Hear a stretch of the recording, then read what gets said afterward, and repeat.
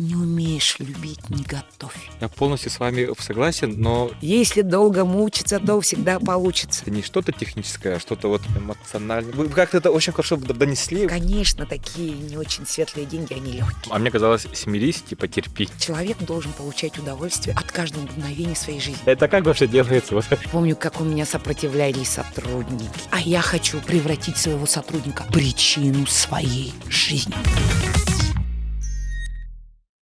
Всем привет! Сегодня у нас интересный гость, будет интересный подкаст. Обязательно посмотрите до конца, будет много энергии. Потому что каждый раз, когда я общаюсь с этим человеком, реально получаю много энергии. Я тоже сейчас предвкушаю, что после сегодняшней встречи я буду наполненным всем этим. Это известный предприниматель, у них семейный бизнес, классные рестораны, классная команда. Философия стоит большая за этим.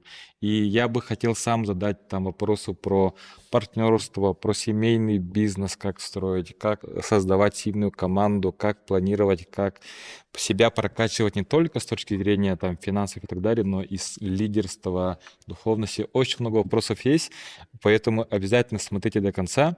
Это Нургустана Лукина, совладелица с мужем ресторанов. Торговый дом Сербяки – это наш самый первый бизнес. Но Сербяки женщины точно знают. Кафе «Трапеза», «Трапеза-пицца» доставка. Помимо этого у нас центр якутской кухни «Махтал» и ресторан сердечной кухни «Аврора». То есть вот это вот те наши заведения. Да, и в данный момент у нас есть такое тоже новое детище, которое мы будем потихоньку скоро развивать. Это фабрика кухни «Махтал Баянай». Все. Да, скоро будут шикарные полуфабрикаты, продукты, которые вы сможете готовить дома, и будете уверены, что это в действительности то, что там написано, и то, что это будет натурально, экологично. Но, по крайней мере, мы сейчас много приложим усилий, чтобы именно пойти в этом направлении. Я тоже, наверное, такая же, как все остальные женщины, у которых нет времени. Полуфабрикаты для нас — это тоже выход из положения, быстро приготовить, что-то сделать. Но я боюсь в магазинах брать, простите. Я знаю, сколько там много. Я уже взрослая, не буду говорить о возрасте. И есть такое слово «зозо», «зочо». Я не знаю, когда за 50, как это называется.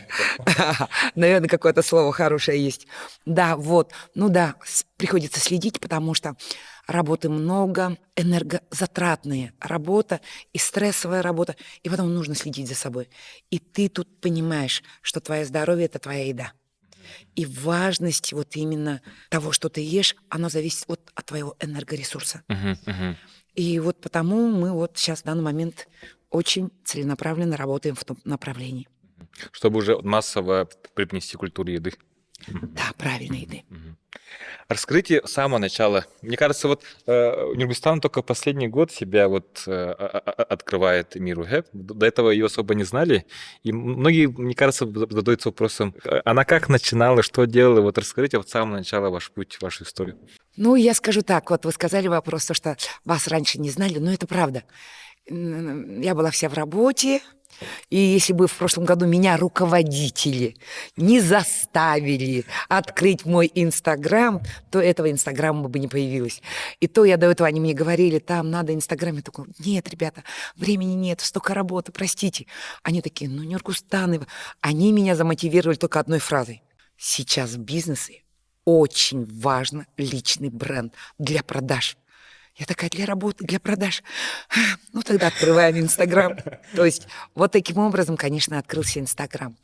Что о себе рассказать, как я пришла в бизнес? Честно говоря, я делилась с этой информацией, но, наверное, сегодня еще раз, с удовольствием, с радостью расскажу мой путь. Так получилось, что я воспитывалась у бабушки и у дедушки 12-м ребенком. Село Капитоновка. Это вообще далеко, недалеко, от города, село маленькое-маленькое, не так много домов. Там, наверное, такое известное, там дом престарелых есть у нас, такое заведение, а так такового там что-либо не было. И воспитывалась у бабушки с дедушкой 12-м ребенком. И, честно сказать, в детстве я не мечтала быть там не бизнес-вумен. Тогда советское время было, там и не было, наверное, таких слов. Бизнесмен или предприниматель. О чем я мечтала в то время? Помню, хотела быть учителем математики. помню, что у меня такая, говорю, ну, максимум, о чем мечтала, выйти замуж успешно. Ведь я думала, ну вот хорошего себе бы мужа найти. И так в голове думала, какой он хороший муж. Ну, представляла, что, наверное, это какой-то, наверное, ученый там какой-то такой научный сотрудник. Просто я в школе хорошо училась, ну и была сама такая немножко... Ну, хотя я, наверное, немножко от других отличников и хорошо учащихся немножко отличалась тем, что я не была таким ботаником классическим. Я такая была... Озорная. Не то слово. Ага, староста класса, там, на дискотеку пойти, что-либо сделать, какой-то протест устроить. Да, я была в этом смысле такая немножко, даже где-то мальчиком выглядела. Ну вот, а пришла в бизнес очень... У меня есть такая в голове очень четкая мысль. Не мы находим работу, а работа находит нас. Вселенная тебе даст все, что тебе нужно. Бог все даст. Не сопротивляйся. Прояви смирение. Вот знаете, я раньше слышала такую фразу, что Богу очень угодно, самое главное, его любимое качество в человеке – это смирение. Я раньше, может быть, это слово как-то так, смирение. Что за слово смирение? Я вот к нему так относилась, но часто на каких-либо таких духовных тренингах часто слышала эту фразу. Смирение, будьте смиренны, будьте смиренны. Я такая... Но потом я, когда начала расшифровывать это слово, смирение – это с миром. Принимать все с миром. А мне казалось, смирись, типа терпи. Оказывается, нет, да? Вот да, смирись. Ну, тут опять-таки, вот терпи ты как бы через не очень приятное настроение терпишь. Тебе вот он тебя бесит, а ты его терпишь. Ну, это не серия смирения. Я поняла, смирение – это когда тебе даже если это не нравится, но вот именно, несмотря ни на все, найди возможности, чтобы это принять с миром. Чтобы тебе это доставляло удовольствие.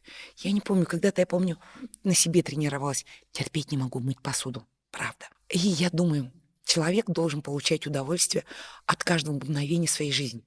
Я думаю, простите, я хозяйка, мыть посуду в любом случае надо. Просто когда в детстве 12 детей, и ты в деревне, и у тебя вот такой маленький тазик, и ты моешь посуду после вот такого огромного количества людей, да, то у тебя маленькая неприязнь, это так мягко сказать, появляется к мытью посуду.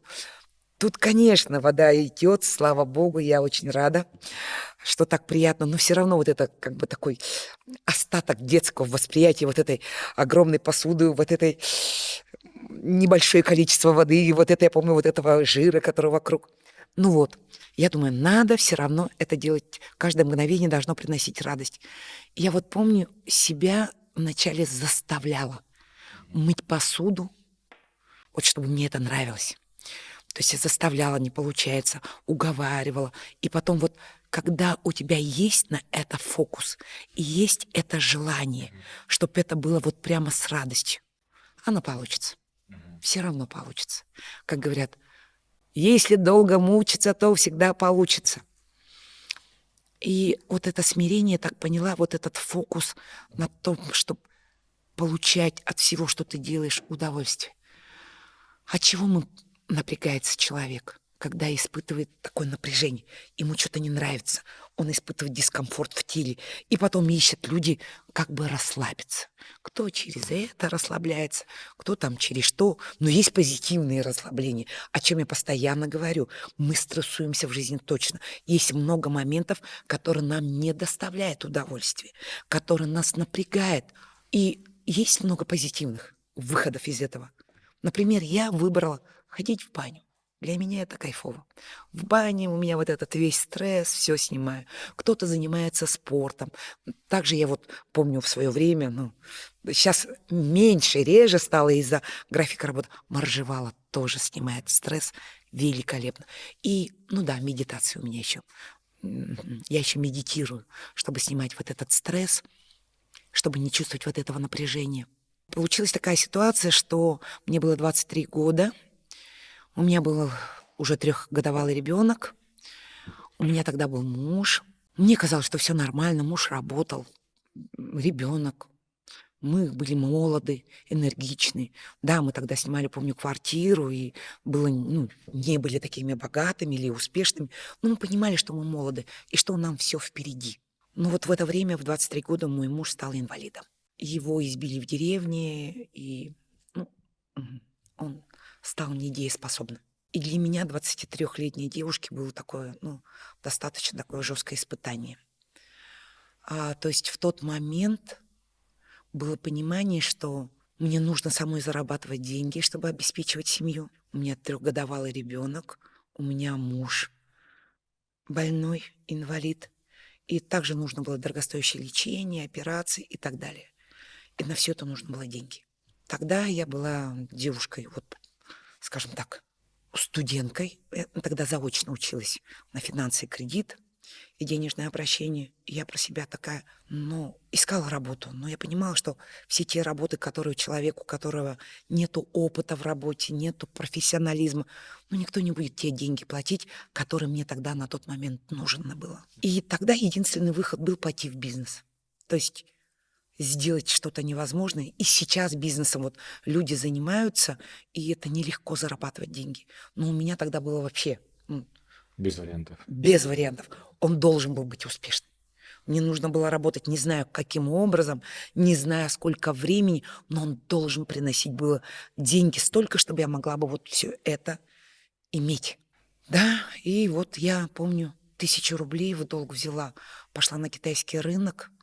Тогда тоже это были небольшие деньги. Помню, купили там какие-то пеналы, тогда было в август месяц, какие-то пеналы, какие-то карандаши, такие детские, какую-то одежду. Ну, у меня хороший вкус, вот меня это спасает.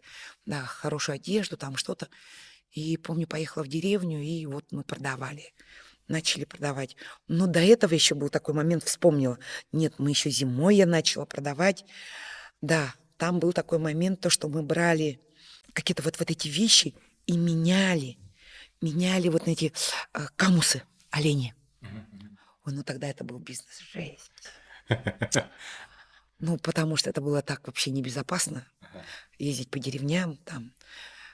Конечно, у нас было что хорошее там, что предложить. Ну, там нужно было взять, очень важно было вот эти запчасти бурана. И вот тогда мы обменяли, это было так опасно. И вот эти мешки тяжелые. И вот это самолеты, в которые нельзя попасть с этими со всеми. Ну, не буду рассказывать, было совсем нелегко. Но у тебя была цель. Твоя семья, твои любимые тебя вдохновляли. Ты готова была, ну, вот прямо, ну и радовала. Ну, просто у меня есть внутренняя такая совестливость, что ли, порядочность такая. Я не могла, например, на тот момент очень легко можно было поднять свои деньги, продавая алкогольные напитки. Потому что тогда был сухой закон. Принципиально нет. Хотя было, конечно, предложение там с Якутска привозить, там алкоголь, везти в деревню, что ты денег... Мне правда это вот очень, как сказать, поражало. Там где-то рядом стоит дом, где продают алкоголь, там очередь стоит. А Минбарахсан такие классные вещи, такие шикарные вещи. По такой копейке там кофт. Они там бутылку водку, помню, тогда подавали за 50 рублей. И у них очередь. А у меня такая красивая кофточка за 50 рублей. И попробуй продай 9 кудук. Да, был такой момент. И, конечно, такие не очень светлые деньги, они легкие. Ничего не буду говорить. Но вот какая-то внутренняя, какая-то вот твои принципы, твои внутренние постулаты, на которых держится, оно позволило тогда не замораться об такие вещи. Не обманывая себя, не оправдывая свои действия, не говоря о том, что ну вот это я делаю, потому что у меня там больной муж, там, я продаю там то-то или какие-то непорядочные вещи делаю, потому что у меня там ребенок маленький, больной муж, мне их надо спасать. Нет, вот здесь очень важно, когда ты, несмотря на все те обстоятельства, которые вокруг тебя, быть принципиальной в своем выборе, чтобы вот здесь внутри у тебя было хорошо, чтобы у тебя на душе было вот от этой нечестности, ты можешь оправдывать эти поступки, но от этой нечестности будет жуткое напряжение. И люди начинают потом очень себя и физически, и внутренне, и психологически чувствовать себя очень плохо. И вот здесь очень важно вот осознание того, что ты делаешь, все по-честному. И вот это, наверное, помогло. Ну, на данный момент, по идее, я шубами занимаюсь 31 год. Ну, а до этого еще было 2 года еще бизнеса было. Ну, то есть, получается, уже 33 года в бизнесе. И вот это позволяло, наверное, вот это принципы. Меня вот часто спрашивают, что такое везение, что такое успех в бизнесе. Теперь я знаю. Это когда тебе божества и ангелы благоволят. То есть что-то сверху, какая-то вселенная энергетическая вокруг, она поддерживает тебя. Потому что что-то происходит вне тебя. Не знаю, многие говорят род, многие называют это ангелы помогают, некоторые говорят Всевышний. У каждого свое понимание, что что-то... Для меня есть такое понимание, что есть что-то сверху, которое видит, что ты делаешь что-то в действительности от души и от сердца, идешь в потоке той энергии, которая... Это как миссия. То есть у меня есть такое понимание, что когда человек родился, что человек появился, то у Всевышнего есть на него план, что у него есть какое-то предназначение, миссия. И вот это важно в эту струю попадать. Вот попадать в этот поток, когда тебя ведут. И вот даже мой опыт того, как меня привели в бизнес, показывает о том, что это не было моего желания. Это была просто критическая ситуация. Меня привели в бизнес. Хотя я в детстве мечтала быть там учителем. Ну, когда, правда, была в школе, это как практику проходила, я поняла, что я не учитель. Потому что, когда я видела детей в 10 классе, которые не знают таблицу умножения, я говорю, это что? Да, я так думаю, нет, детей, не дай боже, там, я переубиваю, думаю, для детей спокойнее. То есть я видела, что с моим перфекционизмом, с моим желанием все делать так, как нужно, я не смогу. Барахсаттар, дети могут травму получить детства. Лучше не стоит. Я поняла, что я не учитель.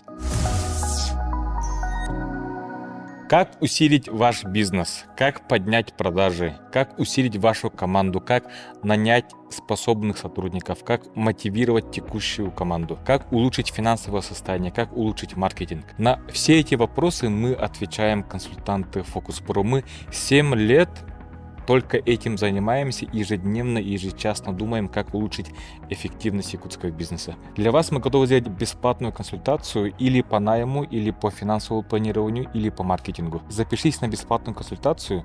Для этого переходи по ссылке внизу на WhatsApp, напиши слово «разбор». Ждем вас.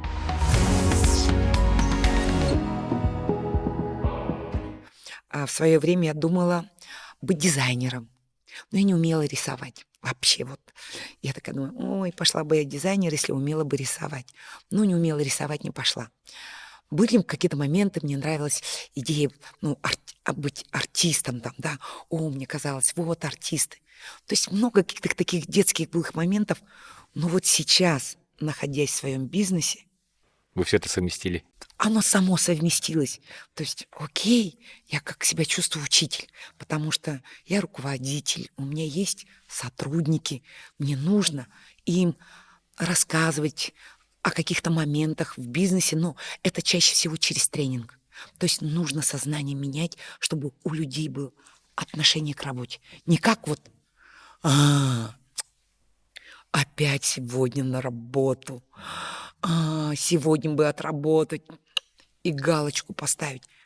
Во-первых, какой он несчастный человек, если он так работает. Во-вторых, у нас еда, мы людей кормим, к нам люди приходят за удовольствием, за радостью. И кто-то будет вот с такой, или готовить еду, или проявлять северность. Это какая негативная энергия. И человек же может заразиться этим. Знаете, создавать эту энергию в своем предприятии – это создавать карму. И потому вот сознание людей менять о том, что работа – это радость, работа — это возможность себя предложить миру. Потому что, да, мы предлагаем, мы любим себя, у нас есть семья, там, да, но это все маленькое. У меня такой вопрос. Вот я в Инстаграме вот видел, как вы обучаете и проводите собрания, да? И мне кажется, ну, у вас же огромный коллектив, и дать это понимание каждому человеку, это же ну, огромная работа. И это даже не то, что в часах, но и по энергообмену, например, да? Вот и многие, мне кажется, вот задаются вопросом, ну, руководители, предприниматели, как сделать так же, допустим, да, потому что у них, например, там 3, 5, 10 сотрудников, даже с ними им сложно. У вас огромный коллектив, там вообще долбить до каждой этой идеи, мне кажется, ну, это дорого стоит, но и при этом же эффект есть, то есть я уверен, что все жители Якутска, Якутии видят результат, как в сервисе, там приходишь сразу, люди улыбаются, там видно, что они это не только как инструкция там понимают, но и вот душой это делают. Вот этого как добиться? Вот реально у вас же что-то получается? Вот как вы проводите собрание, либо там система собрания, либо это как вообще делается? Вот я хочу понять. Это очень хороший вопрос. На самом деле... Мне кажется, это волшебство, но мне кажется, есть конкретные какие-то действия, да. Нет, без действий никак. Есть слово «на Бога надейся, но сам не плашай». 70% успеха — это от твоих действий. 30% — это вот энергетическое, то, что придет к тебе. Вот смотрите, когда-то вот все-таки у меня было в Сербяке, это, наверное, очень хорошая база мне была, потому что в Сербяке было немного сотрудников, и у меня было одно предприятие в начальном, когда 16 лет у меня появилось, первое предприятие у нас появилось в нашей семье, это было кафе-трапеза. А до этого у нас был очень хороший плацдарм на Сербяке на одном предприятии работать. Я помню, на каком-то я была бизнес-тренинге, помню, американец был, не помню, как его звали уже. Я даже не помню, о чем был тренинг, но он произнес одну фразу. Если вы только одно отсюда вынесете, вы будете каждую неделю проводить собрание, я скажу, не зря прошел тренинг. И вы не зря заплатили свои деньги. Мгм. Мне, конечно, хотелось, чтобы этот тренинг был для меня не зря. И мне понравилось, что он дал просто такой. Ну, как бы, если вдруг вообще ничего не поняли, если вообще никакие инструменты не возьмете, ну, вот это возьмите. То есть есть в этом очень такой большой какой-то такой момент того, что возможность все-таки с чем-то остаться. Люди думают, я прочитаю много книг, я много осознаю, моя жизнь изменится. Нет. Как говорил мастер Лао Цзи, 2500 лет тому назад, это как давно было, он тогда уже знал. Следите за своими мыслями. Ваши мысли делают ваши слова. Следите за своими словами. Ваши слова делают ваши действия. Следите за своими действиями. Ваши действия делают ваши привычки. Привычка делает характер, характер делает судьбу. Просто изменить мысль недостаточно. Даже просто говорить недостаточно. Действия. Появляются постоянные действия, которые превращаются в привычку. Только тогда, после того, как появляется привычка, есть возможность поменять судьбу. Нет привычки, судьба не изменится. Да хоть 1000 книг прочитайте. Ничего, хоть 1000 знаний имейте. Нету действия, не изменилась никакая ваша судьба. Ну и вот, я очень благодарна ему за то, что вот он дал вот такую маленькую... Я такая, ладно, окей, я вот это запомню. Я человек, люблю хоть что-то взять. Не помню, что я правда взяла с этого тренинга, но вот раз в неделю я начала проводить собрания. Ой, я помню, как у меня сопротивлялись сотрудники, как они говорили, что якобы собрания долгие, там, как я их там достаю, там, как это, там, ну, потому что, ну, мы смотрим на те моменты, которые есть. Еще я, понимаете, я же перфекционист, у меня синдром отличницы есть. Нет, что просто, ну, бывают люди, пришли, посмотрели, так, план выполнили, план не выполнили, вот это надо делать, все, до свидания. План выполнили, план не выполнили, что надо делать? А потом я подхожу на подоплеку, более глубокую, с каким сердцем и с каким осознанием нужно работать. И вот, ну, ты понимаешь, что вот это с каким осознанием работать, это самое то, что, ну, ломает людей, потому иногда люди не любят мои длинные собрания, потому что они чувствуют, что они меняются, потому что вода камень точит. Они это не осознают, но идет жесткое сопротивление. Потому что они чувствуют, что они начинают это применять. А сознание, она сопротивляется, она не хочет меняться, потому что он привык быть таким, там, я не знаю, там, когда зарядку мы делаем, там, ну, каждое утро, мы все знаем, что зарядку делать хорошо. И вот мы делаем зарядку. Раз, первый день, ну, нормально, второй день нормально, в третий день обязательно ломать будет. А на четвертый день обязательно будет непреодолимые силы, которые якобы говорят о том, что невозможно это сделать. Вот четвертый день самый сложный, седьмой день самый сложный, 14-й день самый сложный. Но если вы все-таки доползете до 21-го дня и все-таки те действия, которые вы решили делать, доведете до 21 дня, все новая привычка. Но потом надо держать. Вообще-то 3 месяца, конечно, в идеале, но есть понимание. Вот у меня так, 21 день я что-то делаю, мне нелегко. У меня почему-то до 25-го дня нелегко. С 25-го дня уже наладить. Уже автоматически. Автоматически, как вымыть как зубы, ты уже не напрягаешься. То есть ты наоборот, когда это не сделаешь, уже так стоп, чего-то не хватает. Потому что уже в этот момент у тебя новая судьба. Ты уже в какой-то новой реальности, где человек вот это делает с новым характером и с новой привычкой. Ну вот, и вон там я в Сербяке увидела каждую неделю через их «не хочу», ну и всякие такие возможности. А я методично каждую неделю собрание. И в один момент, были ли ощущения, что вот, знаете, вот все бессмысленно. Они ничего не понимают, ничего не происходит. Ты столько сил, энергии тратишь, только сердце, души. Они меняются все так же. А когда они сопротивляются, так они еще то есть наоборот пытаются что-то сделать, как бы показать, что это не работает, то, что вы говорите. И ты все равно целенаправленно бьешь.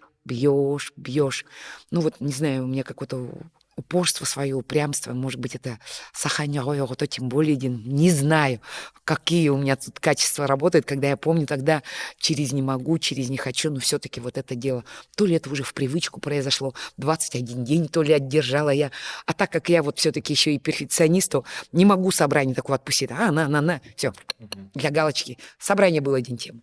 А именно вот донести, там, вот прямо все-таки сказать, что мне хотелось бы сказать, как-то им довести.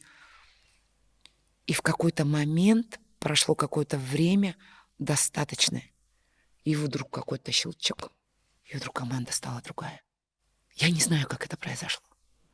И я увидела команду мечты. Это была настоящая команда мечты. Я не знаю, кто-нибудь испытывал вот это чувство команды мечты. Я так рада, что мне было позволено это прочувствовать, когда ты видишь невероятно мощную, сильную команду, перед которой любую задачу поставь, они все сделают. Это было какое-то ощущение блаженства работать в этом мире. Тогда у нас уже были другие предприятия. Но когда мне случалось попасть в Сербяке, это было вот, знаете, вот песня, восторг, радость, вот этот поток энергии, чувство того, что вот и мощная команда. Я помню, тогда это было так удивительно. Они выполняли планы за планами. Это было вообще для них нормально. Они делали такие обороты, казались нереальными, просто невозможными. У меня шубники, с которыми я тогда делилась, они говорили, у меня 4 города, в 4 городах там 8 магазинов, больших, известных магазинов, но они вкупе не делают твой оборот одного магазина в 4 городах. Понимаете, мы в городе 350 тысяч населения. Войти в 3 лучших компаний России, это вот тогда моя команда мечты сделала вещь. Это, знаете, у меня была такая история, я расскажу. У меня тогда было кафе «Мерси», и у нас уходил в отпуск управляющий. Надо кого-то поставить. Нету замены, кого поставить управляющим. Я прихожу в Сербяке, летнее время, думаю, сейчас. Девочки, кто пойдет управляющим в «Мерси»? Девочки такие, и они такие хитрые, отправляют. самого младшего продавца, то есть вот молодой, вот который не так давно работает, вот младшего продавца. Ну, немножко дедовщину устроили, скажем так.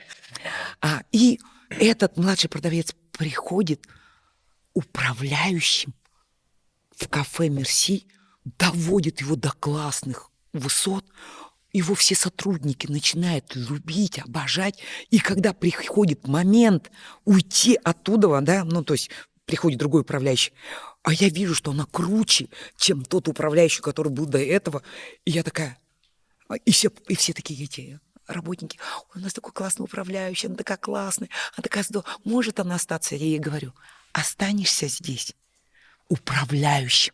Она говорит, нет, я в своей любимой Сербяке. Младшим продавцом. Вот настолько было вот это ощущение. Или, например, у меня была история, вот видели ресторан «Аврора»? Красивый же? Красивый. У меня прораб кто был? Отдельная песня. Прихожу в Сербяке, говорю, мне нужен прораб. Человек, который будет стройкой заниматься. А девочки так посмотрели на всех. И у нас там была беременная продавец. Ну, животик был. Я такая думаю, ну что будет таскать? Это тяжеловато. Думаю, прорабом нормально. Беременная Барахсан. Она никогда даже ремонта в своем доме не сделала.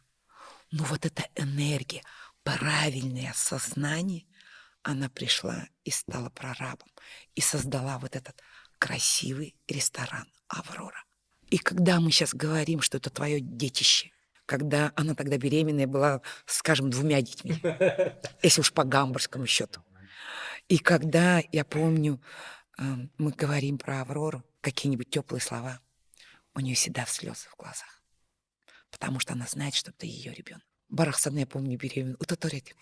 Это что такое? Почему вот здесь не сделано? У нее такая тетрадь была ровная, четко где. У нас там была куча художников, куча столяров, куча там строителей, то есть сантехники, вентиляционщики. Там их всех нужно было соединить, всех их в одну кучу, и она должна за ними всеми, чтобы они параллельно все нормально работали и в срок все сдавали.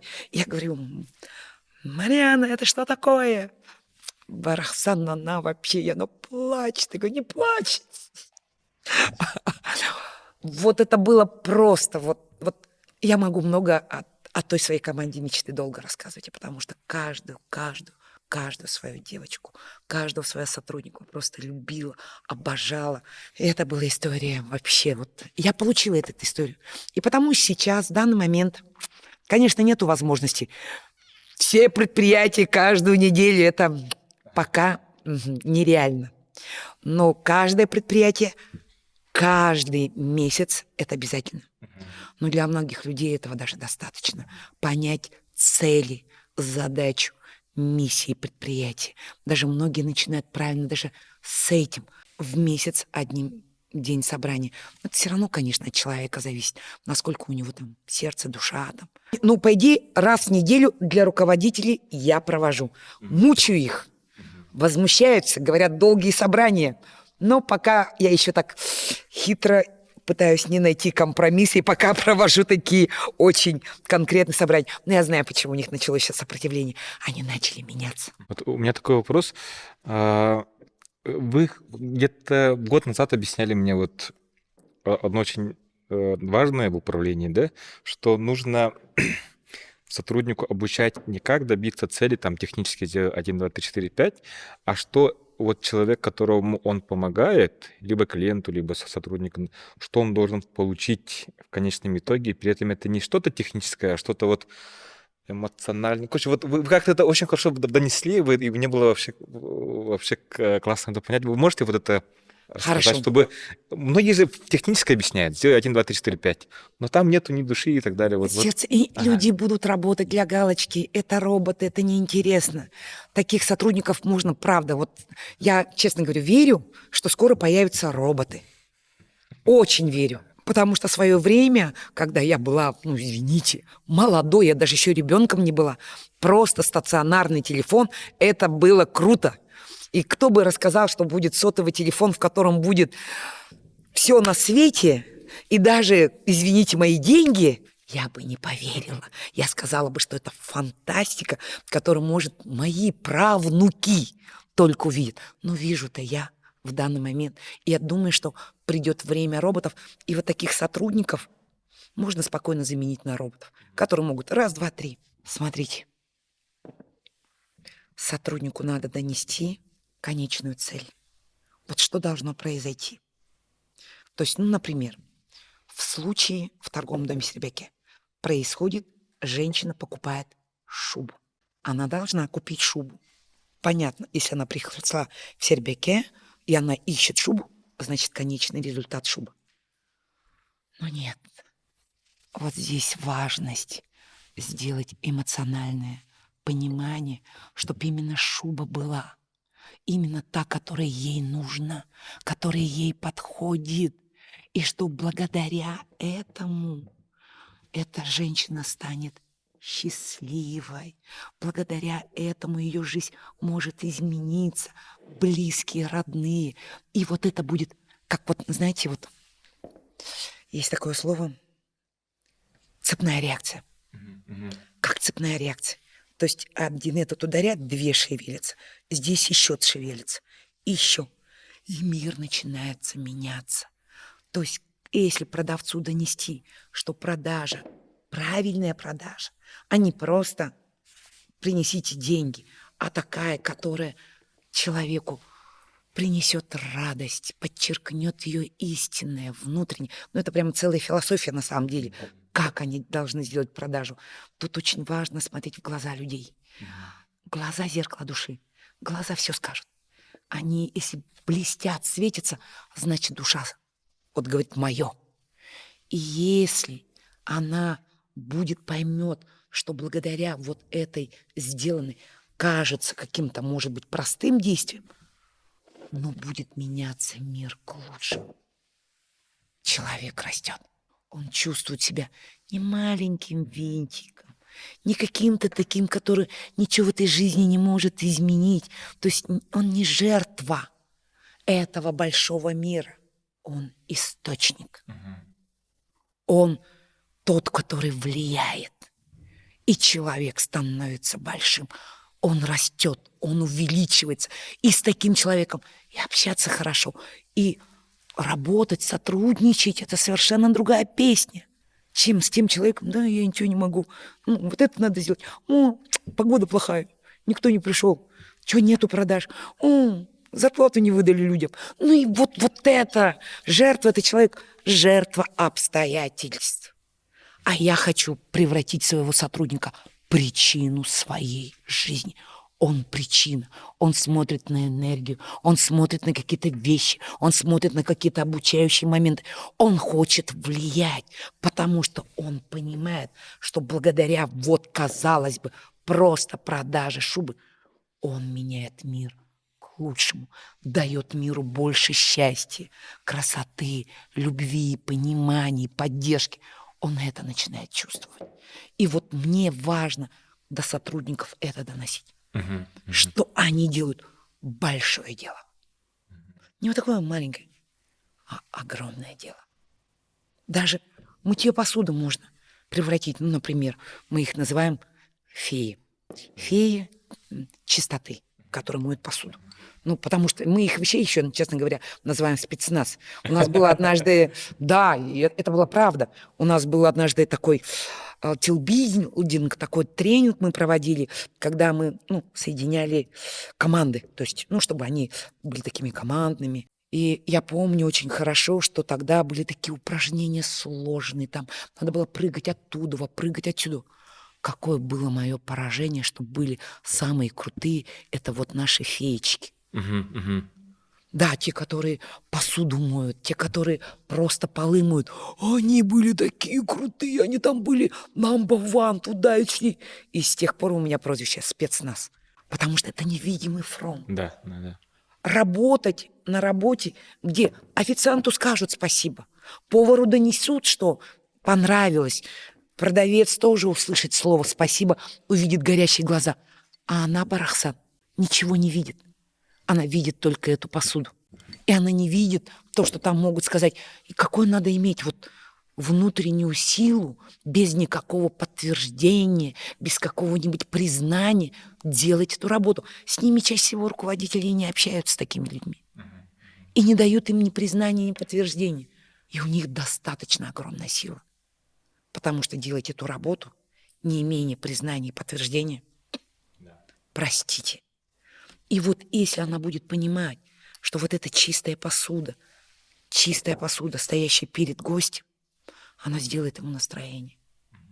И когда она будет знать, что она частица вот этого огромного механизма, который делает людей счастливыми, мы люди, которые создаем светлые моменты счастья.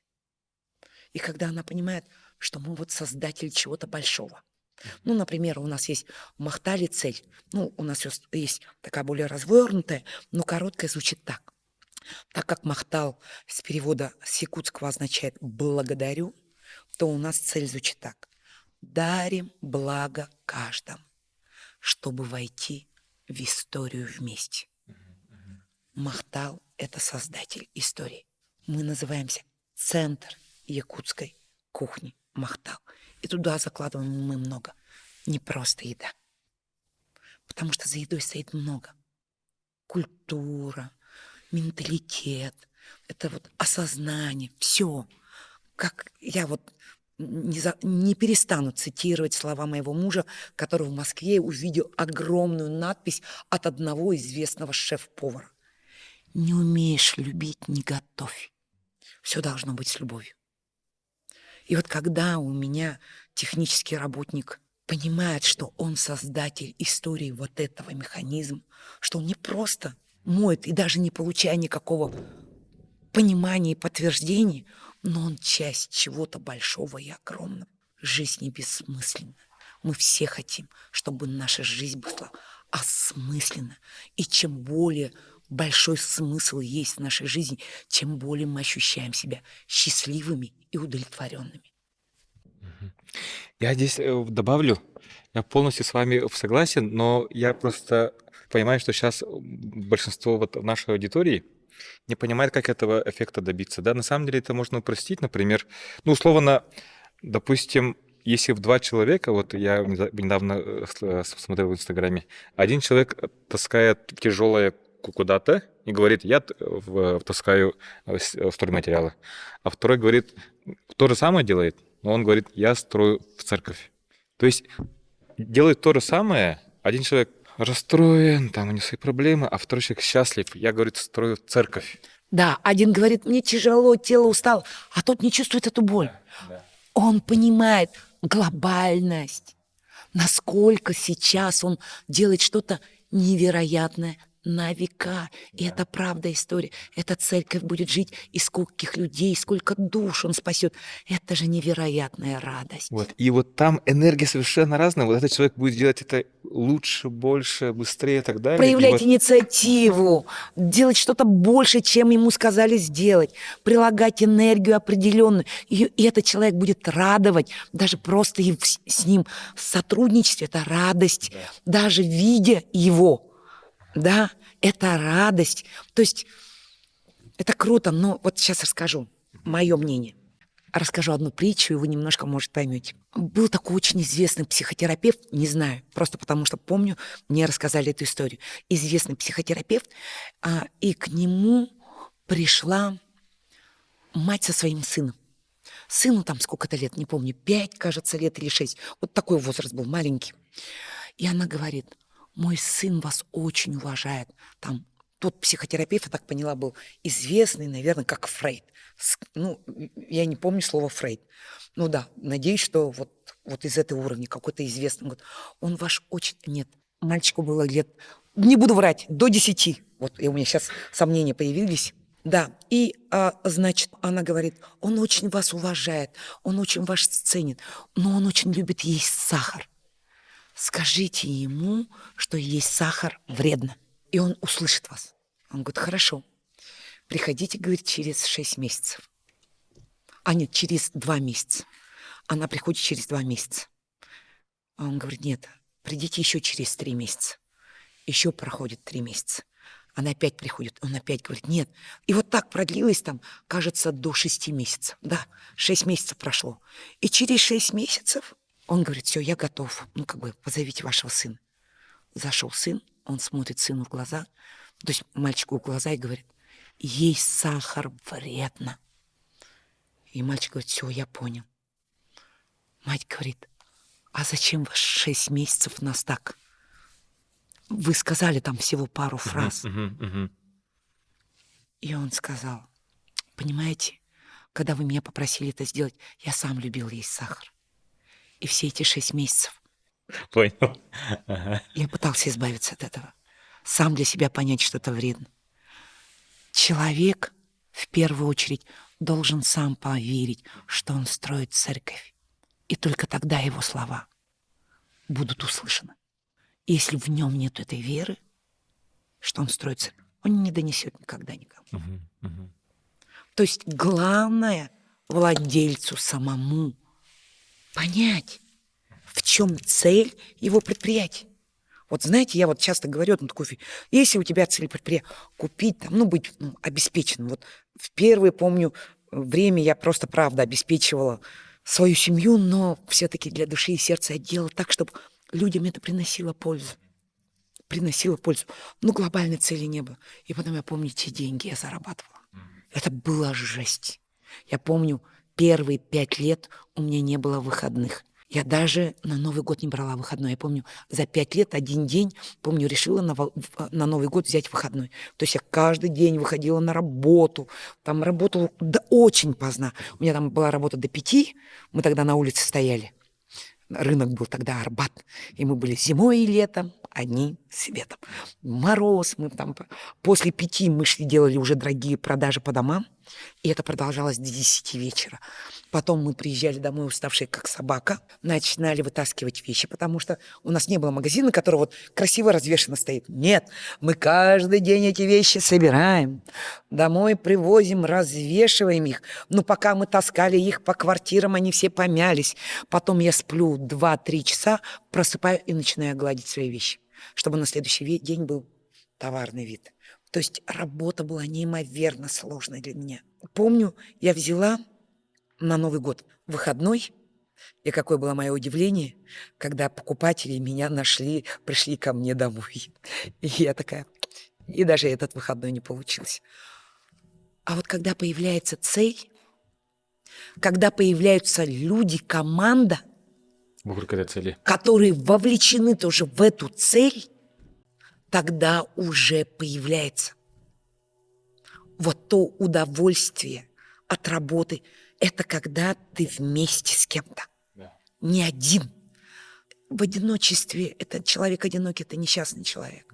И потом говорю, ты там в мыслях что-то правильно делаешь, но один. Сейчас я полностью понимаю, почему у вашей группы компаний такой феноменальный успех, потому что вы это делаете с любовью, с нацеленностью, с душою, и не один человек, это вся команда. Потому что, если так посмотреть, со стороны кажется волшебство, там покупают огромные здания, сотни миллионов в ремонт, там. Как у вас это получается? Там получается и прибыльность, и продажи, то есть все в показателях классно, но это же не показатели, это душа, энергия, любовь к делу. Да, Вот и это, люди это чувствуют, да, они да, приходят к этому свету, они чувствуют, что здесь их будут любить. Да, может быть, я еще не могу вот эту фразу сказать, что их будут любить, потому что я постоянно не очень бываю довольна, как происходит, потому что мне хочется, чтобы они больше тепла проявляли, больше были внимательны, более заботливы. То есть вот это стремление, мы понимаем, что это вообще бесконечный путь. Но нужно постоянно прилагать эти усилия. И сами сотрудники не понимают, насколько в этот момент они сопротивляются, они могут даже где-то не осознавать, когда им говорят, любите гостя. Они говорят, вы о чем? Я любить жену должен, детей любить. Причем тут гость там? Вы о чем? Какое-то такое отношение там. О каких энергиях вы говорите? Иногда вот бывает такая фраза, но они не понимают, насколько они благодаря этому станут большими, счастливыми, когда они почувствуют этот результат. Они просто, это будет удовольствие кайф, совершенно другого уровня. Они будут каждый раз ощущать себя большими и мощными. И да, это такой путь, иногда неблагодарный, иногда я бабаёшкой выгляжу у себя, понимаю, но все равно внутри я понимаю, для вас, любимых, все я стараюсь. Это как строгая мать или отец, который своего ребенка гоняет, там, утром проснись, вот столько там ребенок, вот играть не дает его. Он вырастет, потом поблагодарит. У меня последний вопрос. Хочу, чтобы вы сказали слова в напутствие нашей слушателям.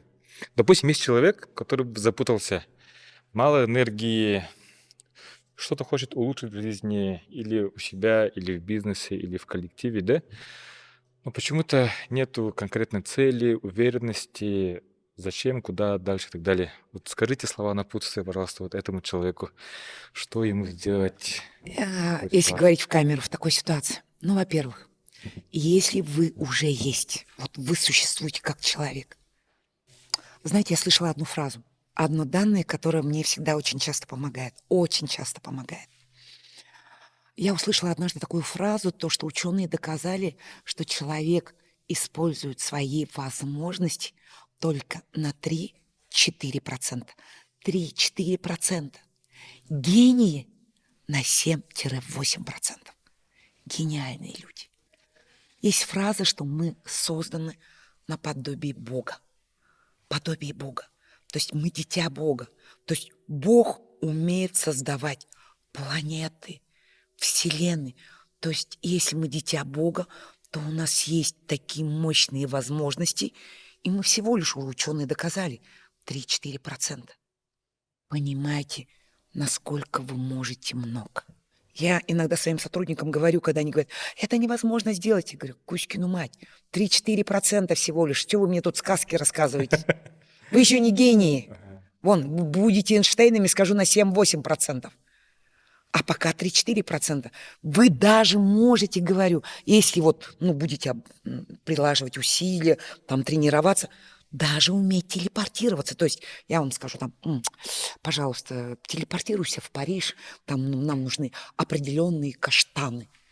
И вы даже при желании это можете сделать. Человеческие возможности не ограничены. Ограничения в голове. Не ограничивайте себя. Вы можете менять мир. Поверьте в это. Шаг за шагом. Да, конечно, иногда сложно. Просто действуйте. Приобретайте новые привычки. Результат. Маленький. Шаг за шагом. Делайте и хвалите себя. Хвалите. Вы можете. Поверьте мне. В свое время просто мечтала удачно выйти замуж. Больше ничего. Простите. И то, что у меня в данный момент есть, это я просто смиренно следовала тем ситуациям, которые со мной происходили. Можете, поверьте в себя. Ну и следующий момент. Если мы уж дитя Бога, Бог — это и есть любовь. Проявляйте свою любовь ко всему, что у вас окружает. Близкие, родные, друзья, работа. Даже вот ту тренировку, которую я делала. Очень пыталась полюбить мыть посуду, которую я не очень любила. Вот это важно. Во всем искать радость. Пытаться любить, чем бы вы ни занимались. Ищите эту возможность. Ну и самый главный момент, который, например, сейчас у нас идет по этому поводу очень сильная такая понимание, осознание. Наверное, это вот осознание моих последних 3 лет. 2,5 точно. Уметь честно смотреть на себя и честно самому себе сказать, где ты находишься. Не обманывайте, не придумывайте всяких иллюзий. Но при этом это не вы хороший. Просто ваши поступки могут привести к этому. Это действия непродуктивные. С вами в порядке. Действия непродуктивные. Замените эти действия на продуктивные. Мастер Лодзи. Следите за своими мыслями. Ваши мысли делают ваши слова. Ваши слова делают ваши действия. Действия делают ваши привычки. Привычка делает ваш характер. Характер делает судьбу. Действия ваши непродуктивные были, действия были неправильные. Не вы, с вами, с душой все в порядке, все хорошо. Поменяйте действия, и все изменится. И вы будете получать удовольствие от своей жизни. Ну что, удачи! На чай. Рустам, спасибо, что уделили время нам, нашим слушателям. Я получил огромную энергию. Уверен, что вся энергия распространится через YouTube. И рекомендуйте вашим близким, знакомым распространять это видео. Спасибо, Нурстан. Спасибо. Я благодарю, что пригласили. Махта. Махта.